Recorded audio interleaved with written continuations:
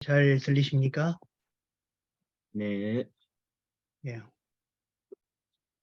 화면 공유하고 진행하겠습니다.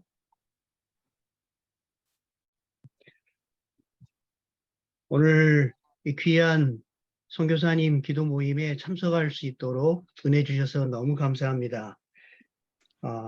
전주영 찬양 사역자님 찬양 너무 감사합니다.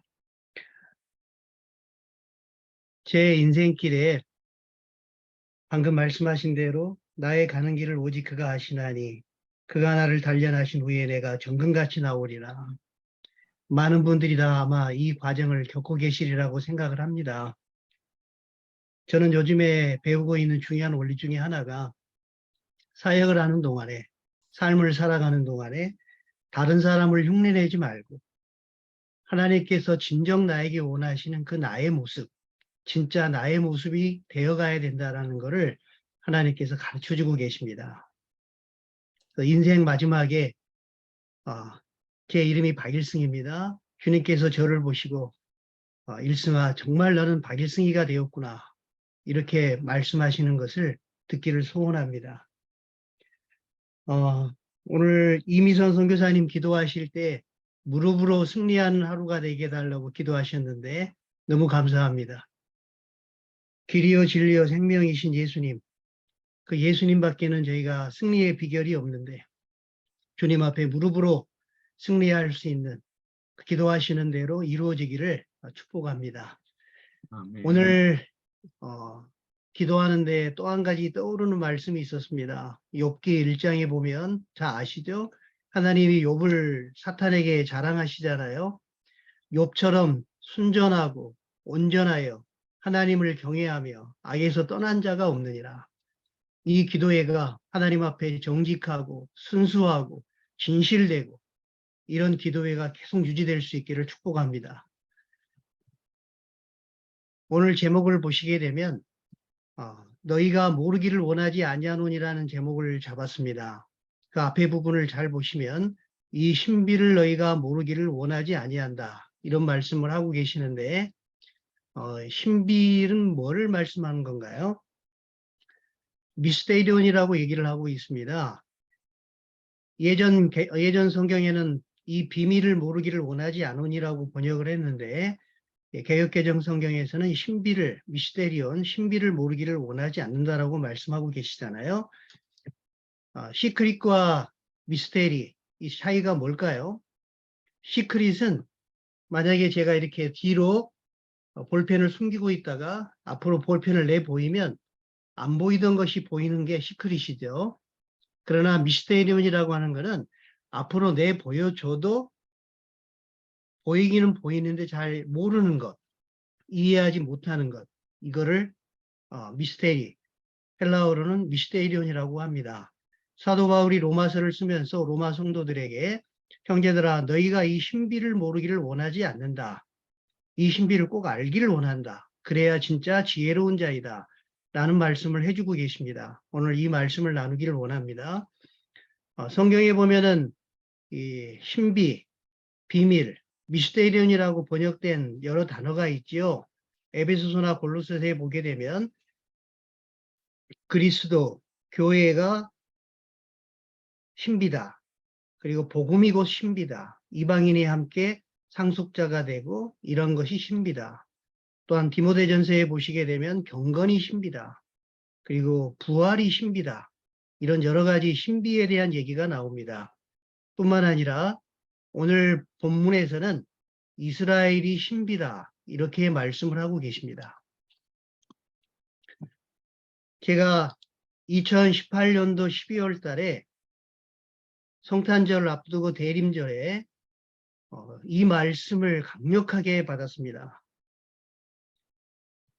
교회 앞에 강대상 뒤에 너희는 주의 길을 준비하라.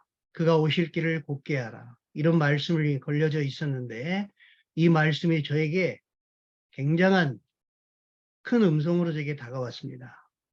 2000년 전에 예수님께서 이 땅에 오실 때에 세례 요한이 이사야 말씀을 인용하면서 너희는 주의 길을 준비하라. 그가 오실 길을 곧게 하라. 왕이 오실 때 그냥 오시지 않잖아요. 군대 가신 분들은 잘 아실 겁니다. 사단장이 온다라고 할 때 한겨울에도 눈을 다 쓸고 길을 준비하는, 없던 길을 만들어내는 그러한 일을 하게 되는데, 하물며 만왕의 왕이신 주님이 오실 때 그냥 오시겠습니까? 누군가가 준비하는 자들이 있어야죠. 2000년 전에 세례 요한이 그런 길을 준비를 하고 자기 길을 걸었습니다. 그래서 생각을 했습니다. 2000년이 지난 이후에 이제 주님 다시 오실 때가 가까운 이때에, 그러면 주님 다시 오시기 전에도 누군가가 주님의 길을 준비하고 주님의 오실 길을 곱게 하는 일들이 있지 않겠는가? 그 일을 누가 하겠는가? 제가 주님 다시 오실 길을 준비하고 예비하는 그러한 길을 살아가겠습니다. 그런 메시지를 선포하며 살겠습니다. 그러한 제2의 세례 요한으로 저도 살아가겠습니다. 그러한 다짐을 하고 결단을 하는 시간을 갖고 2019년은 다시 오실 주님의 길을 예비하는 그런 원년이 돼야 되겠다. 그런 마음을 가지고 그 이후로 계속 살아오고 있습니다. 저는 현재 이스라엘 포럼의 이스라엘 교육원에서 섬기고 있는데요.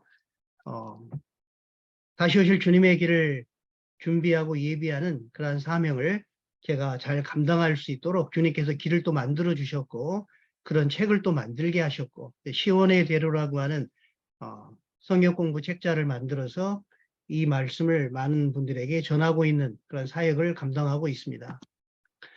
주님 다시 오시기를 예비하라고 하셨는데, 주님 다시 오시려면 어떤 일이 있어야 될까요? 마태복음 24장을 우리가 감람산 강화라고 해서 제자들이 묻습니다. 예수님께, 주님, 세상 끝에 징조가 어떤 징조가 있습니까? 라고 했을 때, 여러분 잘 알고 계시듯이 민족이 민족을 대적하고 나라가 나라를 대적하며 곳곳에 기근이 있겠고 지진이 있겠고, 누가복음은 큰 지진이라고 말하고 있죠. 전염병이 있겠고 여러 가지 징조를 얘기를 합니다. 이것들은 예수님 이후로 지난 2000년 동안에 계속 있어 왔던 일이기 때문에, 저는 역사를 전공을 했습니다. 역사를 전공한 저로서 역사 속에서 분명하게 이 시대에 확인해 볼 수 있는 그러한 것들이 무엇일까 고민을 했을 때, 조금 전에 말씀드린 민족이 민족을 대적하고 나라가 나라를 대적하고 기근과 지진과 우리가 지금 경험하고 있는 전염병과 이런 것들 외에 역사적으로 분명히 확인할 수 있는 게 있구나. 마태복음 24장 14절에 보면 이 천국 복음이 모든 민족에게 증언되기 위하여 온 세상에 전파되리니 그제야 끝이 오리라. 세상 끝에 대한 징조로 천국 복음이 모든 민족에게 증언되기 위해서 온 세상에 전파되리라는 말씀을 주님께서 확인할 수 있는 징조로 보여주고 계십니다. 그래서 여러 선교사님들이 충성된 일꾼으로 열방 선교에 열심히 들여나가고 있는 것도 이 말씀을 이루고 복음의 완성, 선교의 완성을 이루기 위하신 것이 아니겠습니까? 2010년도에 세계 교회 역사상 가장 중요한 회의가 하나 있었습니다. 성경 번역기관 10개의 연맹체, 합치면 한 500년 넘는 경험을 가진 단체가 탄생을 했는데요. 성경 빈곤을 박멸시킬 방법으로 2033년까지 현존하는 모든 언어로 성경을 최소한 일정 부분만이라도 번역해서 구원의 메시지가 분명해지도록 하는 목표를 가지고 위클리프 성경 번역회를 비롯한 10개 연맹체가 연합해서 이런 번역기관이 만들어졌습니다. ETEN이라고 해서 모든 족속, 모든 나라를 위해서 협력하고 자원하자. 이런 내용으로 빛의 속도로 성경 번역 출판이 이루어지고 있고, 앞으로 10년 정도에 이 기념비적인 책무가 완성시킬 계획으로 진행 중에 있다고 합니다. 미전도 종족에게 빠른 속도로 복음이 증거됨으로 인해서 지상명령이 성취되고 현실감 있게 다가오는 것을 저희가 이러한 역사적인 사실을 통해서 알 수가 있겠죠. 그러나 놓친 부분이 있다는 것을 주목을 해야 되겠습니다. 저는 이 말씀을 오늘 강조하기 원합니다. 찬송하리로다 주의 이름으로 오시는 이여 할 때까지 나를 보지 못하리라. 이 말씀은 누구에게 주어진 말씀인가요? 유대인들이 예수님을, 그토록 기다려왔던 예수님을 메시아로 인정을 해야만 되는데, 메시아로 오신 예수님을 인정하지 못하고 종교 지도자들의 기득권과 그들의 전통, 그들의 메시아 간에 고정관념에 사로잡혀서 예수님을 십자가에 못 박히게 되고, 그러한 모습을 놓고 예수님께서 예루살렘을 향하여 하신 말씀입니다. 너희들이 찬송하리로다. 왕의 대관식 때 부르는 내용이죠. 찬송하리로다 주의 이름을 오시는 이여 라고 할 때가 되면 나를 보게 될 것이다. 이렇게 말씀을 하고 계십니다. 성경은 온 열방의 회복과 더불어서 이스라엘이 회복되고 유대인의 구원까지 이루어질 때 예수님이 오신다. 그럴 때가 끝이 온다라고 말씀을 하고 계십니다. 유대인들이 예수님께로 돌이킬 때 다시 오신다라는 이 메시지가 저희들에게 그동안 많이 놓치고 있는 부분이라는 것을 로마서 9장, 10장, 11장이 말씀을 해주고 계십니다. 로마서가 복음의 폭탄이죠. 1장부터 8장까지 자연인의 구원, 일반인의 구원에 대해서 얘기하면서 사도 바울이 로마서의 크라이막스라고 할 수 있는 9장에서 이스라엘의 과거에 대해서, 10장에서는 이스라엘의 현재에 대해서, 오늘 다룰 본문 로마서 11장에서는 이스라엘의 미래에 대해서 사도 바울의 시점에서요, 이스라엘의 미래에 대해서 예언을 하고 있는 그런 부분이라고 할 수가 있겠습니다.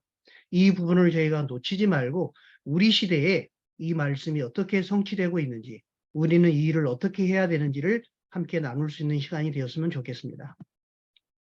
이 기도회가 끝나고 나면 이 말씀을 듣고 난 이후에 하나님의 시간표가 어느 시점에 와 있는지를 알고 사역에 드려졌으면 좋겠습니다. 역대상 12장 32절처럼 이사갈 지파처럼 때를 잘 분간하고 시세를 분별하고 마땅히 해야 될 것을 아는 그런 지도자들로 드려지기를 기도합니다. 또한 선교사님들이 지금 세계의 여러 선교사님들이 모여서 기도 합주회를 하고 있습니다. 조나단 에드워드의 책 제목이죠. 기도 합주회의 또 하나의 이스라엘을 위한 기도 제목이 올라가 주기를 간절히 부탁드립니다. 성경을 읽고 공부하고 현지에서 가르치실 때 이스라엘이 빠진 내용이 아니라 이스라엘을 포함시켜서 성경 전체를 통전적으로 이해하고 가르치게 될 수 있으면 좋겠습니다. 제가 이스라엘을 이해하고 난 다음에 성경이 입체적으로 유기적으로 다가왔습니다. 내가 왜 이걸 몰랐지? 하면서 마음에 소원이 생겼습니다. 어떤 기도를 하게 됐냐면 세계의 모든 흩어져 있는 선교사님들, 전 세계에 193개국에 750만의 한국의 디아스포라가 있습니다. 한국인만큼 많이 나가 있는 그런 나라도 없죠. 유대인들이 110개국에 850만이 흩어져 디아스포라 되어 있습니다. 현재 이스라엘은 한 720만 정도의 이스라엘 유대인들이 있죠. 이러한 전 세계에 흩어져 있는 유대인들에게 선교사님들이 그들을 전도하고 또한 성경 말씀에 이루어진 예언들이 이루어질 수 있도록 사역하게 된다면 하나님의 마지막 때 사역이 완성될 수 있겠구나, 이런 마음의 소원을 갖게 되었고, 선교사님들을 만나서 이런 내용들을 함께 나눌 수 있기를 간절히 소원을 했습니다. 그래서 하베스트 대학원에서 이제 그 선교사님들 말씀 전파해 달라는 부탁이 있으셔서 거기에서도 선교사님들이 얘기했고, 최근에 세계 선교사 중보 기도회 이 모임을 제가 또한 초청을 받아서 전할 수 있게 되어서 정말 마음에 제 소원이 이루어지는구나, 정말 감사하게 되고 기쁨이 되었습니다. 오늘 로마서 11장 본문입니다. 조금 전에 말씀 봉독해 주셨는데 그들이라고 써져 있는 부분, 빨간색으로 되어 있는 부분은 이스라엘에 대한 부분입니다. 그리고 파란색으로 되어 있는 부분은 이방인에게 해당되는 내용입니다.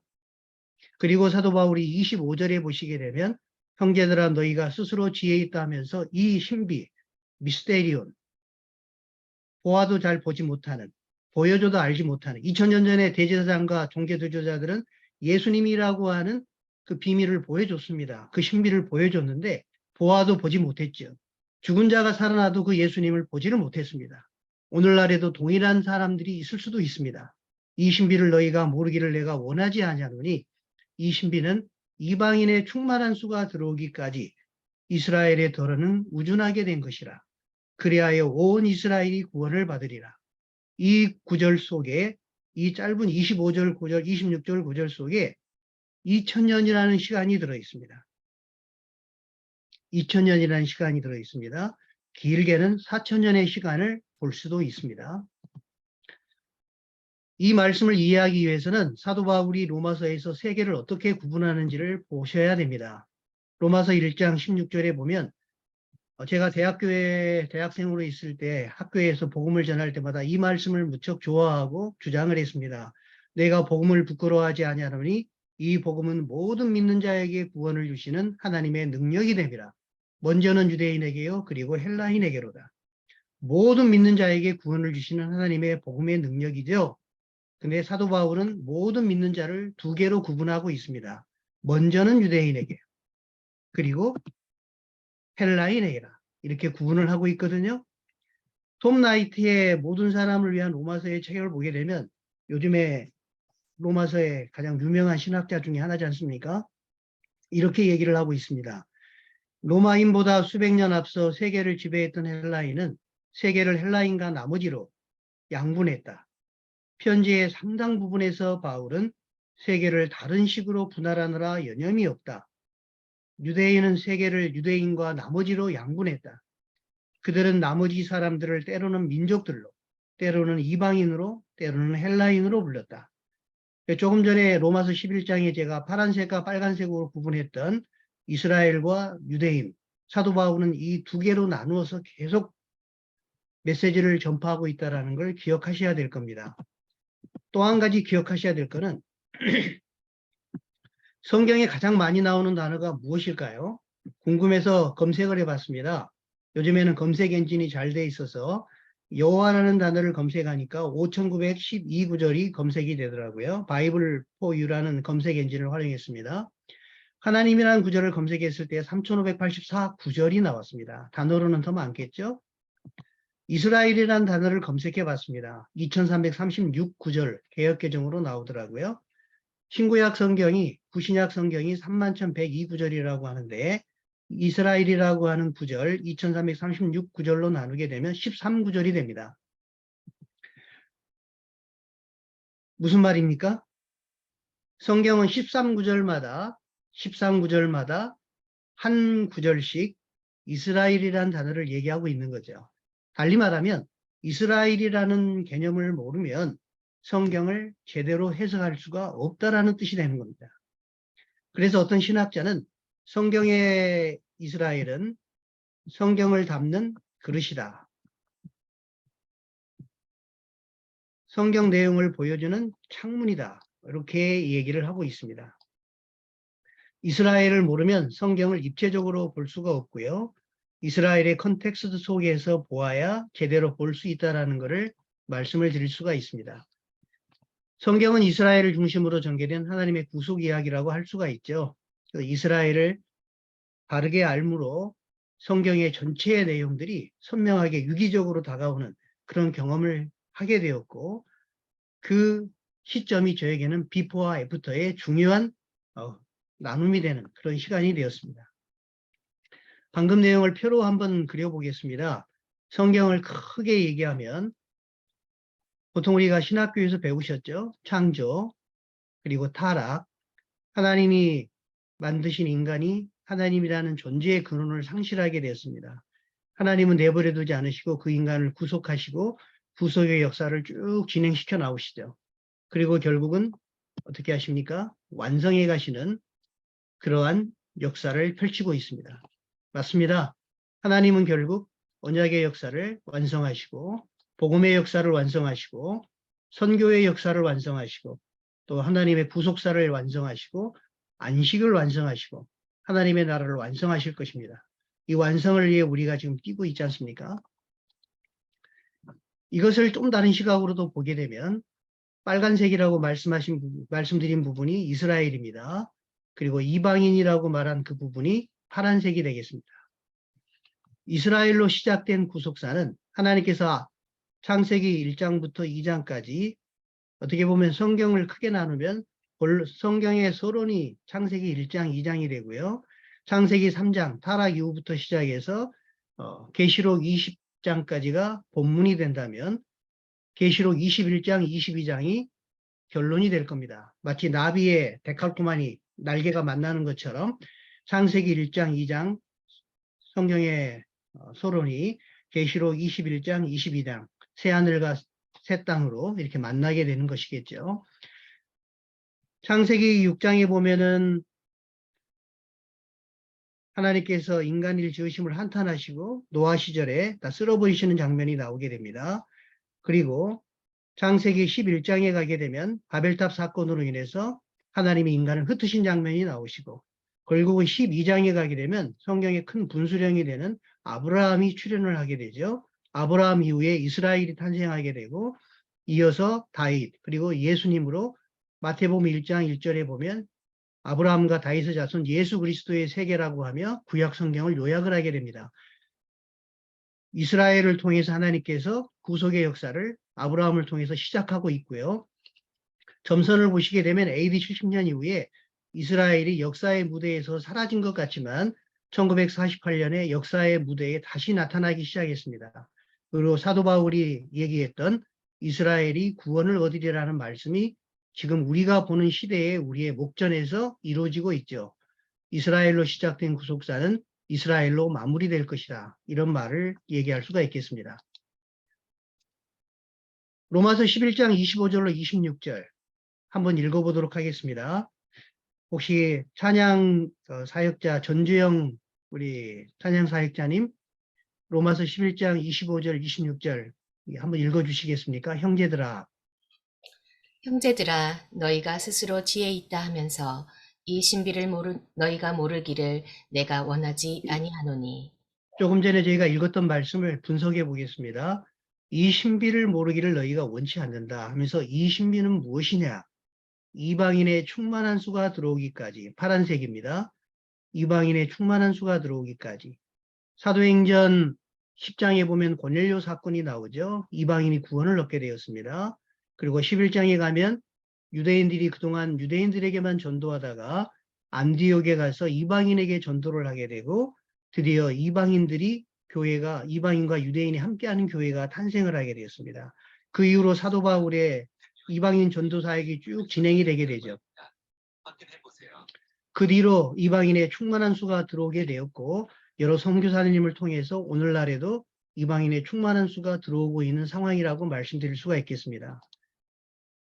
그 뒤에 한번 두 번째 거 읽어주시겠습니까? 예, 전주영 선교사님. 이스라엘의 덜어는 우준하게 된지라. 이방인의 충만한 수가 들어오기까지 이스라엘의 덜어는 우준하게 된지더라고 하나님이 큰 그림을 보여주고 계십니다. 파란색, 이방인의 충만한 수가 유대인들이 넘어졌습니다. 역사의 무대에서 사라지게 되고 전 세계로 디아스포라 되었습니다. 예루살렘은 AD 70년에 멸망되었죠. 로마의 티투스 장군에 의해서요. 그 뒤로 이방인의 충만한 수는 들어왔고 그 사이에 그 2000년 동안 이스라엘의 덜어는 우준하게 되는 데는 이사야 6장 9절로 12절의 말씀이 적용이 됩니다. 이사야 선지자에게 하나님께서 이스라엘 백성에게 가서 말씀을 전하라고 했을 때 이스라엘 백성들이 들어도 듣지 못하고 보아도 보지 못할 것이다라고 예언을 했습니다. 이 말씀을 예수님이 받으셔서 마태복음에서 이사야 말씀이 맞구나. 보아도 보지 못하고 들어도 듣지 못하고 마음으로 깨닫지 못하는구나. 사도 바울이 로마서에서 다시 또 얘기를 합니다. 로마서 28장에 가면 이사야 말씀을 동일하게 인용을 하면서 보아도 보지 못하고 들어도 듣지 못하는 그 말씀이 맞다. 이제는 내가 이방인에게로 가노라. 이런 말씀이 이루어지고 있습니다. 점선이죠.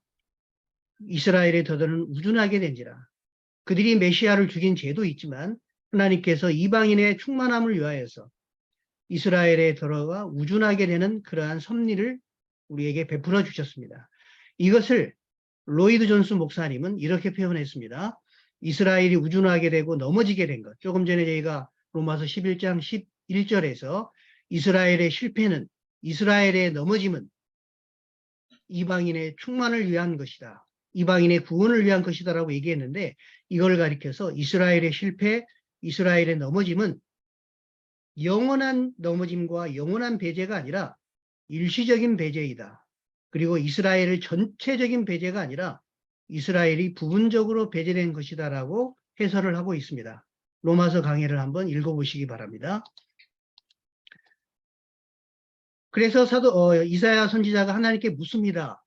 힘 빠지는 말이죠. 너가 가서 복음을 전하더라도 이스라엘이 듣지 않을 것이다. 깨닫지 못할 것이다. 그럼 주님 언제까지 그렇게 되나요? 라고 물었을 때 이스라엘이 황폐하게 될 때까지다. 거꾸로 말하면 뭡니까? 이스라엘의 황폐됨이 끝날 때가 되면 이스라엘 황폐됨이 끝날 때가 되면 이스라엘이 깨닫게 되고 보게 되고 듣게 될 것이다. 메시아를 이렇게 예언하고 있는 겁니다. 실제로 이스라엘의 땅이 황폐됨이 끝났다라는 것을 우리가 보게 됩니다. 텔아비브 사진이거든요. 텔아비브의 사진이 오늘날에 가면 이렇게 번성한 도시가 됐습니다. 1900년대 초기만 해도 이런 땅이었는데 이런 모습으로 변하게 됐습니다. 그리고 실제 이스라엘이 1948년 건국될 당시에 이스라엘에 믿는 유대인의 숫자가 23명이었습니다. 그런데 지금은 약 3만 명, 4만 명 정도의 숫자가 예수님을 믿고 있고 사실 역사적으로 공부하셔야 됩니다. 이스라엘 사람들이 예수님을 믿는 게 너무나도 어렵습니다. 2000년 동안에 성경 예언대로 이스라엘은 엄청난 핍박과 배제를 당했습니다. 십자군 전쟁을 포함하여 러시아의 포그롬을 포함하여 그래서 이스라엘이 예수님을 믿게 되는 것은 너무너무 어려운 십자가를 믿기가 너무나 어려운 그런 역사적으로 그러한 민족인데 그 예수님을 믿기 어려운 민족이 예수님을 믿기 시작하게 되면서 기하급수적으로 성장하게 되고 현재 한 300, 400여 개의 교회와 그리고 한 4만여 명의 성도가 있다라는 것, 기하급수적으로 늘어나고 있다라는 것은 오늘날 이스라엘이 보고 듣고 깨닫게 된다라고 하는 사도 바울이 말하고 있는 로마서 11장의 말씀이 이루어지고 있는 것입니다. 그래서 이제 마지막으로 그리하여 온 이스라엘이 구원을 얻으리라. 이 말씀이 오늘날 빨간색이 다시 회복이 되고 있죠. 온 이스라엘이라고 하는 많은 신학자들은 올이 아닙니다. 에브리가 아니고 many, 많은 이스라엘이 구원을 얻으리라. 사도 바울의 표현으로 하면 이스라엘의 남은 자가 구원 얻도록 기도해 달라고 부탁을 했죠. 그 숫자가 되겠습니다. 온 이스라엘이 구원을 얻으리라. 그래서 이방인과 이스라엘의 충만한 수가 차게 되면 하나님이 아브라함에게 약속하셨던 나는 너희의 하나님이 되고 너희는 나의 백성이 되리라. 하나님이 하나님의 백성을 만들고 하나님의 교회를 만들고 한 세 사람을 만들고자 하시는 이 일이 완성이 되면 하나님의 나라가 완성되고 주님이 다시 오신다라는 게 성경이 말씀하고 있는 메시지가 되겠습니다. 그래서 저희가 추수하는 일꾼으로 일을 하고 있는 거 아니겠습니까? 방금 로마서에서 읽으신 대로 먼저는 유대인에게요. 다음은 헬라인에게로다. 사도 바울이 이방인의 사도로서 이 말씀을 지켰습니다. 예수님께서 너희가 먼저 이스라엘의 잃어버린 자에게로 가라. 이방인의 사도로 부르심을 받았지만 사도 바울의 전도 전략을 보면 회당에 가서 유대인들에게 먼저 전도를 했죠. 거기에 참석하고 있는 경건한 헬라인들이 오히려 스펀지 빨아들이듯 이방인들이 예수님을 더 영접한 사실들을 보게 됩니다. 이방인 전도를 하면서도 유대인 전도를 하는 것을 잊지 않았던 사도 바울을 기억하셔야 될 겁니다. 이스라엘에 가게 되면 아몬드 나무가 있습니다. 봄이 되면 가장 먼저 꽃이 피고 온 천지에 아몬드 추리가 가득 차 있거든요. 근데 신기하게도 이 아몬드 나무는 가장 나중에 열매가 익습니다. 참 신비한 나무입니다. 제가 이스라엘에 갔을 때 그 말을 듣고 참 놀랐거든요. 에레미야서에 보게 되면 아몬드 나무가 나옵니다. 이미선 선교사님 마이크 켜시고 한번 읽어주시면 감사하겠습니다. 에레미야 1장 11절로 12절 말씀입니다. 여호와의 말씀이 또 내게 임하니라. 이르시되 예레미야야 내가 무엇을 보느냐 하시매 내가 대답하되 내가 살구나무 가지를 보나이다. 여호와께서 내게 이르시되 내가 잘 보았도다. 이는 내가 내 말을 지켜 그대로 이루려 함이라 하시니라. 아멘.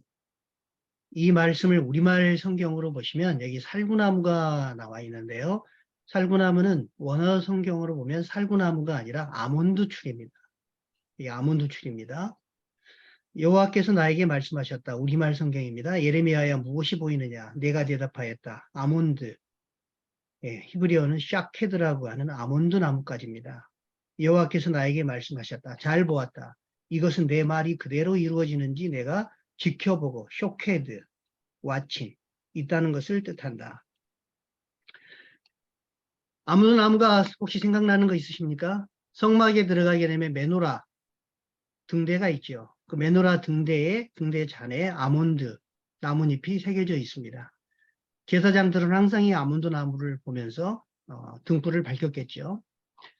하나님께서 아몬드를 이스라엘의 상징으로 주신 거, 메노라의 상징으로 새겨놓는 건 큰 의미가 있다고 봅니다. 에레미야에게도 아몬드 나무를 보느냐, 샤케드, 내가 내 말이 그대로 이루어지는지를 쇼케드, 지켜보고 있다. 이렇게 표현하고 있습니다. 하나님은 말씀하신 것을 이루시며 성경의 말씀에 기록하시고 그 말씀이 이루어지는지를 계속 지켜보고 계시는, 와칭하고 계시는 하나님이라는 걸 우리는 알고 계십니다. 시종일관 깨어있는 하나님을 우리가 기억해야 될 겁니다. 하나님께서 이스라엘을 독립시키셨습니다. 1948년. 사실 별거 아닌 것처럼 느낄 수 있는 분이 계시는데 굉장히 어메이징한 내용입니다. 2000년 동안 없어졌던 나라가 다시 나타난다? 정말 놀라운 기적입니다. 이스라엘 사람들이 전 세계에서 지금 돌아오고 있다? 알리아라는 단어를 쓰고 있는데 미러클입니다. 정말 어메이징한 내용들입니다. 근데 많은 사람들이 기적을 보면서도 기적이라고 생각하지 않는 것, 그게 저에게 사실은 기적입니다. 역사를 전공한 자로서 200년이 지나면 다 역사 속에 동화되는 걸 봤습니다. 그런데 200년이 아니라 2000년이 지났는데 이스라엘을 보존하시고 다시 회복하시는 데는 하나님의 의도가 있습니다. 이사야 43장 10절에 보면 이스라엘은 나의 증인이요 나의 도구라고 말씀하고 계시죠. 이스라엘은 하나님을 나타낼 종이요 하나님이 살아계심을 나타낼 증인으로 하나님께서 이스라엘을 구별하여서 선택하여서 언약을 주시고 그 이스라엘에게 많은 예언을 주시면서 그 이스라엘을 통해서 예수님이 나게 하시고 주님 재림 전에 나타날 여러 징조들을 또한 보여주시고 있다는 것을 성경을 연구를 하게 되면 알게 됩니다. 세상 역사와 다른 성경 역사의 특징이 뭘까요? 제가 역사를 전공하다 보니까 역사적으로 성경을 보기를 좋아합니다. 세상 역사, 지나간 일만 기록하는 게 세상 역사입니다. 그러나 성경의 역사는 지나간 역사 플러스 앞으로 일어날 일들에 대해서, 예언에 대해서 기록하고 있다는 게 성경 역사의 굉장히 다른 특징 중에 하나입니다. 성경에는 수많은 예언으로 가득 차 있습니다. 그 예언을 하나님께서는 하나하나 다 이루어 가시고 계십니다. 예수님에 관한 예언이 약 300여 개가 있는데 다 이루어졌잖아요. 하나라도 틀린다면 성경은 틀린 것이고 하나님은 가짜죠. 어서 빨리 떠나셔야죠. 그러나 저희는 확신합니다. 성경이 사실이라는 것. 하나님이 정말 사실이라는 것. 살아계시는 게 분명하시다는 것. 초림 때 예언만이 아니라 앞으로 다시 오실 예수님에 대한 예언도 성경은 분명히 이루어질 것이다라는 걸 우리가 상식적으로 논리적으로 알 수가 있죠. 20세기의 최대의 기적이 이스라엘의 독립입니다. 이것은 전도의 또 하나의 도구가 될 것이고 하나님의 살아계심과 성경의 무효성을 확신하게 만드는 그런 사건이 될 것이고요.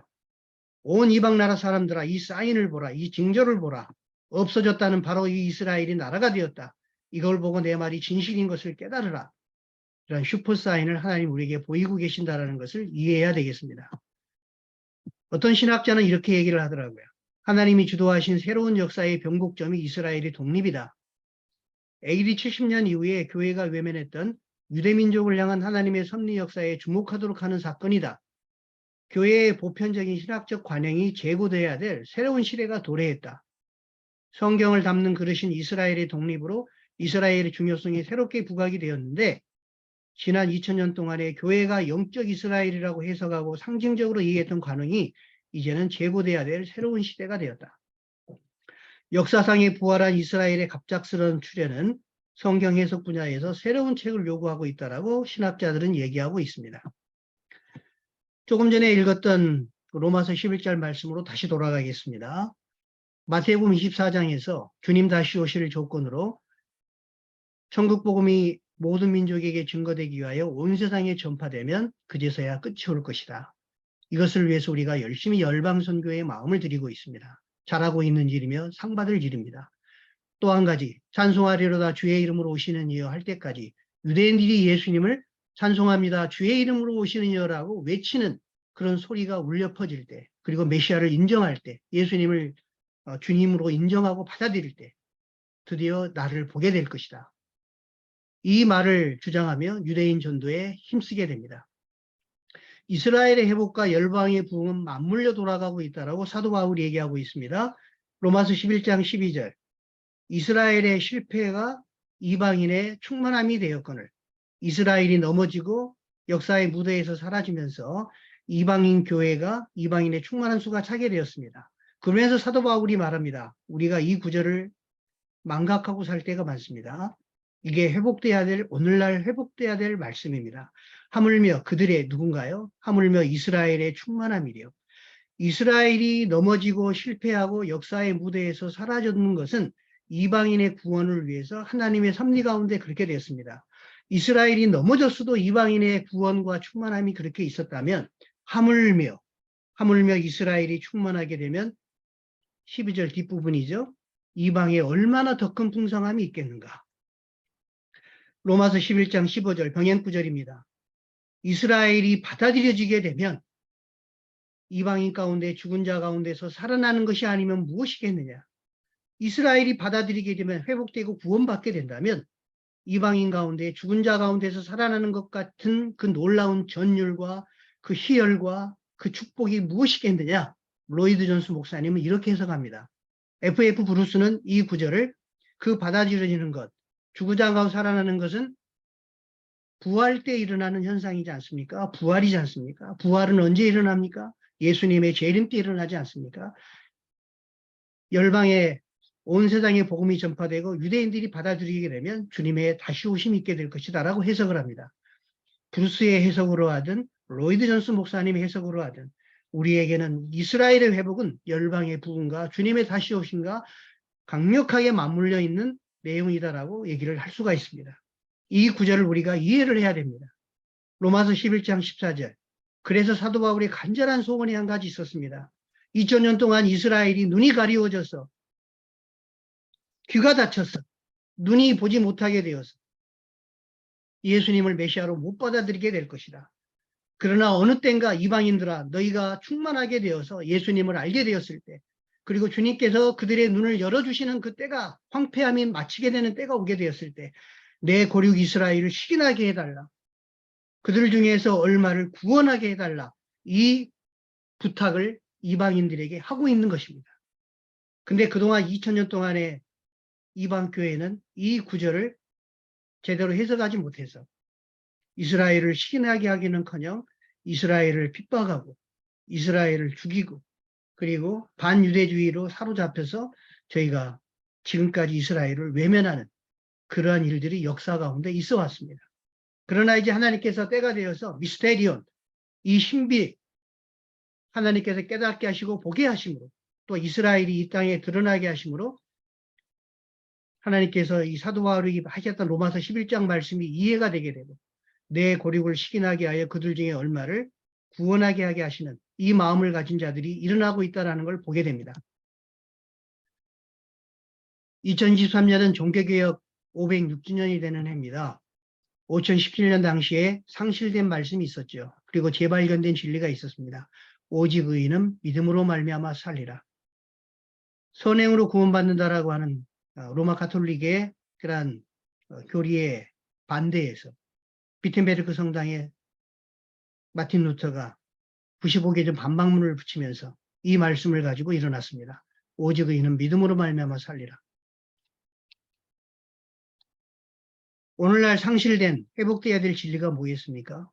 이 복음은 모든 믿는 자에게 구원을 주시는 하나님의 능력이 됩니다. 먼저는 유대인에게요. 그리고 헬라인에게로다.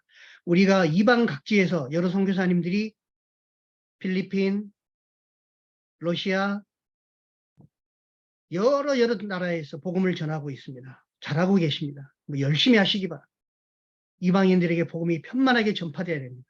하지만 우리의 동일한 기도 제목 중에 한 가지는 아무리 우리가 다른 이방 민족들을 열심히 선교한다 할지라도 이스라엘이 회복되지 않으면 이스라엘이 구원받지 않으면 밑빠진 독에 물붓기가 됩니다.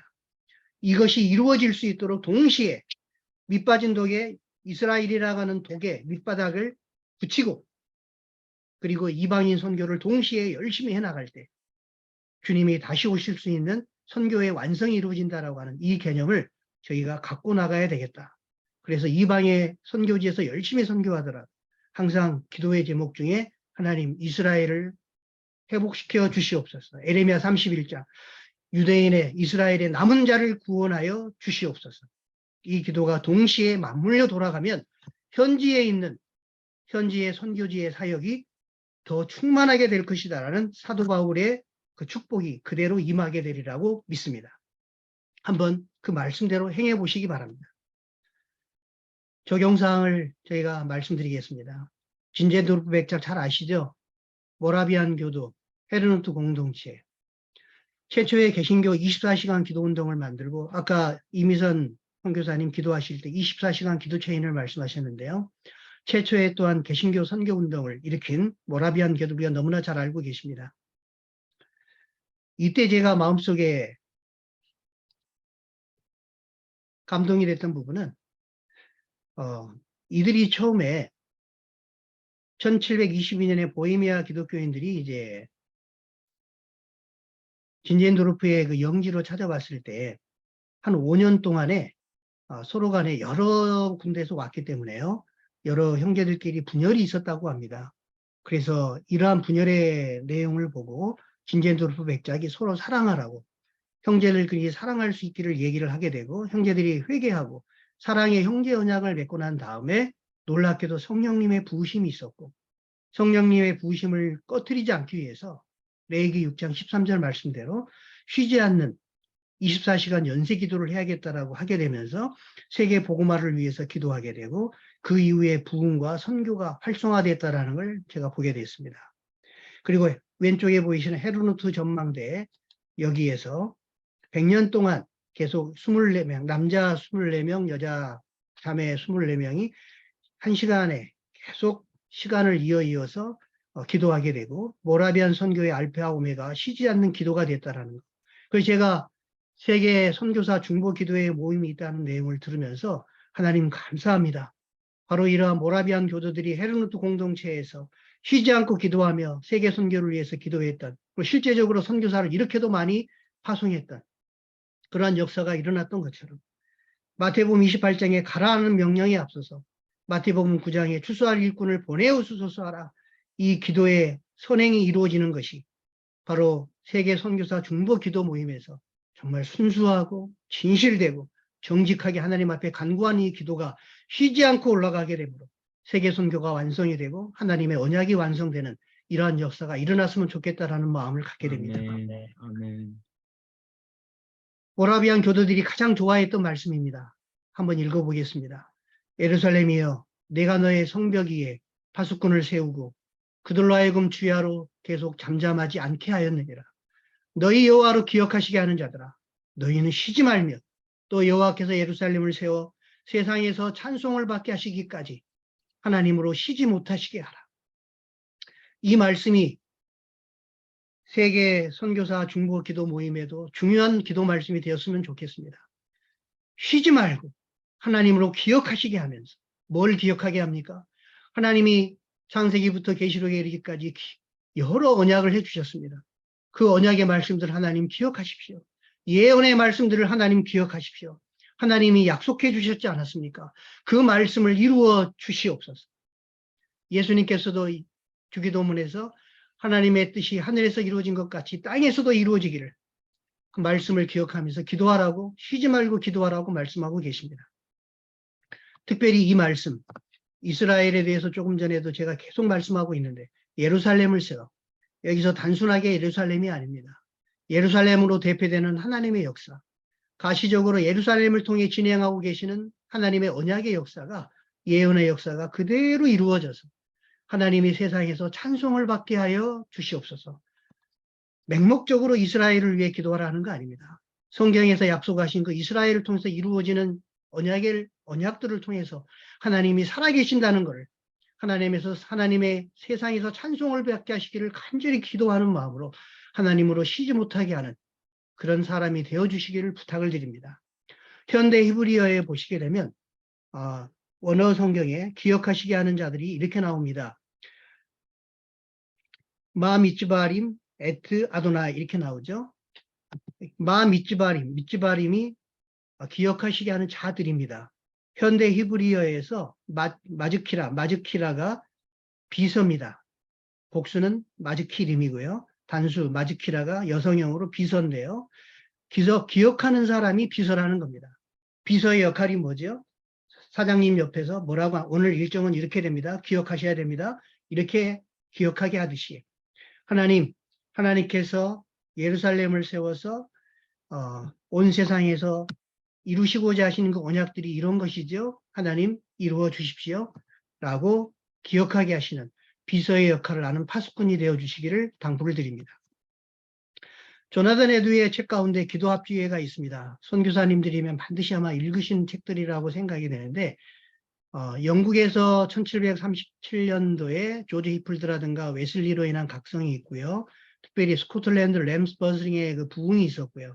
이러한 소식들이 조나단 에드워드하고 연결이 되어서 기도합주회가 일어나게 됩니다. 이때 에드워드가 이런 말씀을 가지고 설교를 했습니다. 같이 한번 읽어보겠습니다. 많은 백성과 강대한 나라들이 예루살렘으로 와서 만군의 여호와를 찾고 은혜를 구하며 이방 백성 10명이 유다 사람 하나의 옷자락을 잡고 함께 가자 하리라. 조나단 에드워드는 제가 지금 말씀드린 이스라엘이 회복됨으로 마지막 선교의 마무리가 있을 것이다라는 것을 깨달았던 사람입니다. 에드워드뿐만이 아니라 찰스 펄전을 포함해서 존 웨인이라든가 레더포드라든가 여러 청교도들이 성경을 읽다가 이스라엘이 회복되겠구나. 로마서 11장 말씀을 보고 이스라엘이 회복이 있어야 된다라고 기도했던 사람들이 있습니다. 이스라엘이 나라가 되기도 전부터 이스라엘의 회복을 위해서 기도했던 청교도들이 있거든요. 한번 청교도들을 공부해 보시기 바랍니다. 그 중에 한 사람이 에드워드입니다. 이방 백성 10명이 유다 사람 한 사람의 옷자락을 잡고 함께 가자 하리라. 이것이 아직 이루어지지 않았다. 이 말씀이 이루어지도록 기도하자. 그런데 오늘날 우리 시대에 이 말씀이 저는 이루어지고 있는 걸 보게 됩니다. 이방 백성 10명이 유다 사람 하나의 옷자락을 잡고 함께 가자. 이스라엘로 가서 많은 사람들이 방문하고 기도하고 하는 일들이 우리 시대에 이루어지고 있는 걸 보게 됩니다. 조나단 에드워드가 이 책을 쓰게 된 것은 이 기도합주의의 정신을 되살리고 기도에 헌신하게 하는 지속적 역할을 담당하게 하려고 이 기도합주의를 썼습니다. 이후 역사에서도 우리는 기도합주의가 각성된 하나님의 사람들에 의하여 지속되고 있는 것을 보게 됩니다. 이 기도합주의가 오늘 아침에 이루어지고 있는 기도합주의가 정말 순수하고 정직하고 진실되게 하나님으로 하여금 기억하게 하시는 기도합주가 되시기를 축복합니다. 이러한 데 영향을 주게 된 건 청교도의 소망이라는 책을 보시게 되면 토마스 보스턴이라는 분의 이야기가 나옵니다. 이런 분들의 수고가 있었기 때문에 당시 영국에서 신앙에 대해서 얘기를 하면 모든 사람이 비웃었던 이런 시대에 토마스 보스턴이라는 목사님은 이런 말씀을 전했습니다. 유대인이 국가적으로 회심하게 될 날이 다가오고 있다. 1700년대 초예요. 지금은 눈멀고 거부하는 유대인들이 이사야 말씀이죠. 마침내 회개하고 그리스도를 믿게 될 것이다. 사도 바울이 말한 로마서 11장 말씀이죠. 그리고 그리스도의 교회에 연합하게 될 것이다. 하나님의 백성으로 하나가 되게 될 것이다. 이 교리를 다음과 같이 적용했습니다. 같이 한번 읽어보겠습니다. 여러분은 개혁 사역을 위해 우리나라의 개혁과 세계의 교역을 위하여 교회를 사랑하고 교회에 관심을 기울이고 있습니까? 현재 기로에 처한 이 사역의 부흥을 갈망하고 있습니까? 지금 쇠락한 교회가 번성하기를 바라고 있습니까? 그렇다면 유대인의 회심을 위해 기도하십시오. 지금은 마른 뼈처럼 놓여있는 교회의 부흥을 갈망하십니까? 생명의 성령께서 교회에 임하시기를 진정으로 원하십니까? 그렇다면 유대인을 위해 기도하십시오. 그들을 버리는 것이 세상의 화목이 되거든 그 받아들이는 것이 죽은 자 가운데서 살아나는 것이 아니면 무엇이리요? 그것은 활력 있는 때일 것입니다. 성령이 엄청나게 부어지는 때일 것입니다. 그리고 이제까지 존재했던 것보다 훨씬 더 높은 개혁이 임할 것입니다. 청교인들이 했던 내용들입니다. 이런 말씀들을 가지고 청교도들은 기도했습니다. 그 뿌리들이 지금까지도 이어져 와서 하나님께서 그들의 기도가 응답되고 있다는 걸 보게 됩니다. 이어서 우리가 그러한 제목으로 기도합주의의 하나의 또 다른 기도 제목을 올려야 되지 않겠나 이런 말씀을 권면해 드립니다. 이제 말씀을 마무리해 가겠습니다. 바울이 이방인 선교에 열심을 낸 또 하나의 이유가 있습니다. 이방인 선교를 열심히 하게 되면 깨달은 이방인들이, 유대인들은 지금 깨닫지 못합니다. 그러나 이방인들은 스펀지처럼 빨아들입니다. 하나님의 섭리입니다. 이스라엘이 넘어집니다. 그러나 완전히 넘어졌느냐? 그럴 수 없느니라. 하나님은 이스라엘이 버리신 적이 없습니다. 이스라엘이 넘어졌느냐? 그럴 수 없다라고 사도 바울은 로마서 11장 1절에서 얘기를 합니다. 이스라엘이 넘어짐으로 구원이 이방인에 이르러 이스라엘로 식인하게 할 것이다라고 얘기했습니다.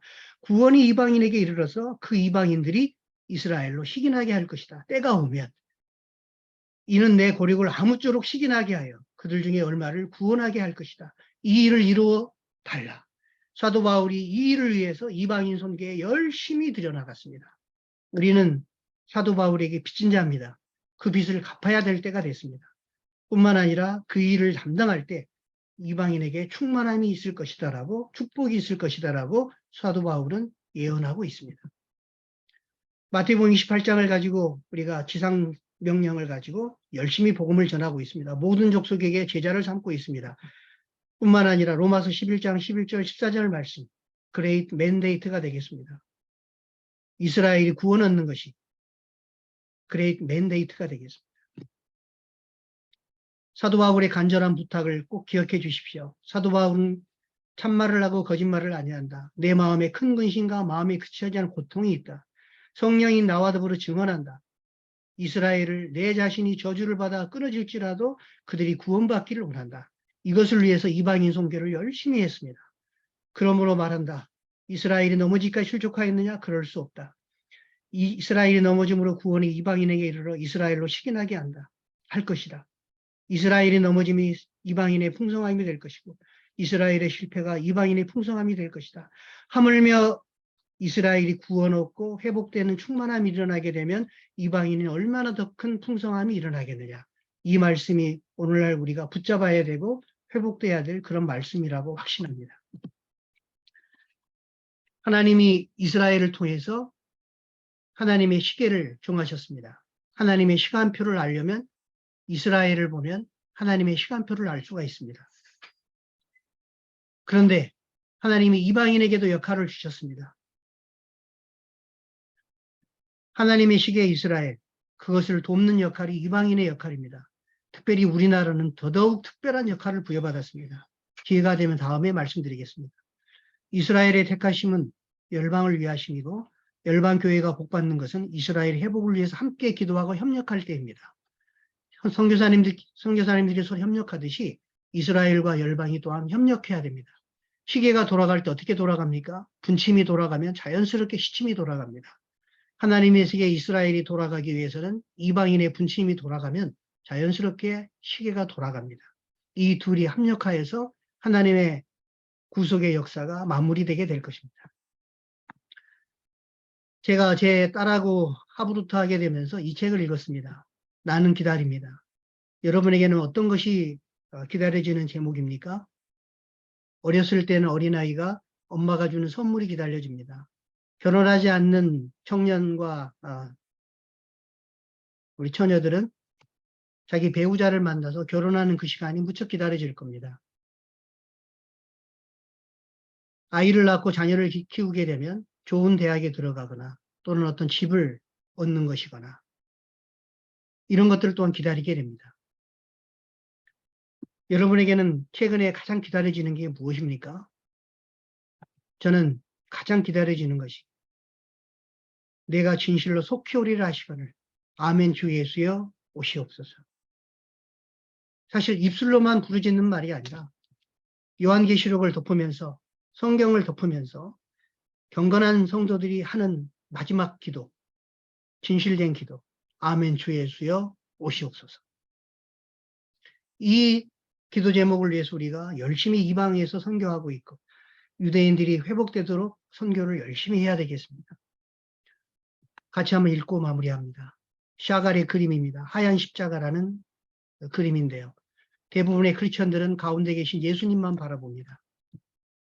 예수님 주변에 있는 사람들의 의미, 고통받는 유대인들의 의미를 놓치고 있습니다. 예수님도 유대인이죠. 대부분의 유대인들은요. 유대인들이 고통은 바라보지만 중앙에 계신 예수님은 놓치고 맙니다. 놀라운 예술가인 샤갈은 이 두 가지를 다 보고 있습니다. 유대인들이 정말 저주하는 게 십자가거든요. 예수님을 싫어합니다. 그런데 샤갈은 십자가에 달리신 예수님, 탈릿을 쓰고 있죠. 유대인의 정체성이죠. 그 예수님을 인정하고 바라보고 있습니다. 뿐만 아니라 주변에 있는 유대인들도 보고 있습니다. 두 가지를 동시에 보시기 바랍니다. 예수님을 보시고 이방인의 선교를 보시면서 주변에 고통받는 유대인과 그들의 회심과 그걸 동시에 보시면서 선교할 수 있는 균형 잡힌 시각을 가지고 성경을 볼 수 있는 그런 선교사님들 되시기 바랍니다.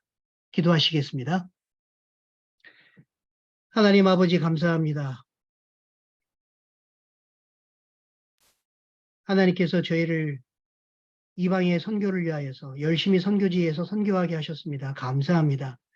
하나님 그러나 주님 다시 오시려면 세상이 끝나는 그날이 오려면 땅끝까지 이방 땅끝까지 복음이 전파될 뿐만 아니라 이스라엘의 남은 자들이 하나님께로 돌아오지 않으면 하나님 끝이 오지 않는다라고 말씀하고 계십니다. 하나님 저희가 균형 감각을 가지고 이방인의 충만한 수가 차도록 기도할 뿐만 아니라 이스라엘의 남은 자가 하나님께 돌아올 수 있도록 있는 곳에서 열심히 기도하고 그들에게 빚진 자의 마음으로 지원하고 또한 그걸로 인하여 저희 선교가 축복이 되게 하여 주시옵소서. 저희가 있는 각 처소의 선교가 놀라운 축복으로 그리고 이방인과 유대인이 하나가 되어서 한 세 사람이 되어 하나님의 백성이 되어 하나님의 온전한 교회가 하나님께 주님께 올려드릴 수 있는 그러한 축복이 있을 수 있도록 그 일을 위하여 이 기도회가 쓰임받게 하여 주시고 이 기도회가 그러한 일에 균형감을 가지고 올바른 진리의 말씀을 연구하고 전파하고 기도에 들여나갈 수 있는 그런 공동체가 될 수 있도록 축복하여 주시옵소서. 오늘 이 말씀을 하나님 사용하여 주시고 저희 마음에서 기억나게 하여 주시옵소서. 선교사님들의 선교지를 축복합니다. 또한 이스라엘을 축복합니다. 하나님의 나라가 이 땅에도 온전히 임하게 하여 주시옵소서. 살아계신 예수 그리스도의 이름으로 기도하옵나이다. 아멘.